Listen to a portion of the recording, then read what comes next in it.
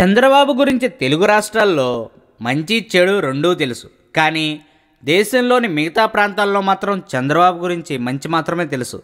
National media కూడా చంద్రబాబుకు మొదటి నుంచి మంచి ప్రయారిటీయే ఇస్తుంది. కానీ చంద్రబాబే ఇప్పుడు వారితో కయ్యానికి కాలు దువ్వడంతో ముందు ముందు ఎలా ఉండబోతున్నది ప్రశ్నార్థకంగా మారింది. జాతీయ మీడియాను అమ్ముడుపోయిందని చంద్రబాబు వ్యాఖ్యానించడం పెద్ద దుమారాన్నే రేపుతుంది. స్పీకర్ కోడెల శివప్రసాదరావు మహిళల పట్ల చేసిన వ్యాఖ్యానాలపై అన్ని స్థాయిల్లోనూ తీవ్ర విమర్శలు వ్యక్తమయ్యాయి.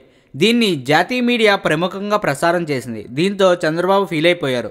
ఇప్పటి వరకు స్థానికంగా ఉన్న సొంత మీడియాను నియంత్రించి తనకు అనుకూలంగా మలుచుకున్న బాబు స్పీకర్ విషయాన్ని జాతీయ మీడియా లేవనెత్తేసరికి తన బండారం ఎక్కడ బయటపడుతుందో అని కంగారు పడ్డారు.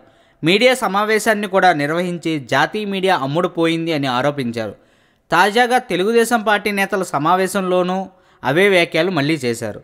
తెలుగు మీడియా చంద్రబాబు పూర్తిగా అనుకూలంగా మారిపోయినా నేషనల్ మీడియా కనుక చంద్రబాబుకు వ్యతిరేకంగా రాయడం మొదలు పెడితే చంద్రబాబుకు కష్టకాలం మొదలైపోతుంది.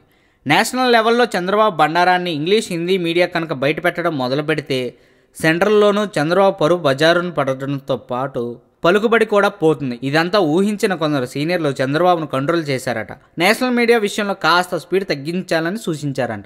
అంతే కదా మరి, మీడియాతో పెట్టుకుంటే అంతే సంగతులు. అది సంగతి.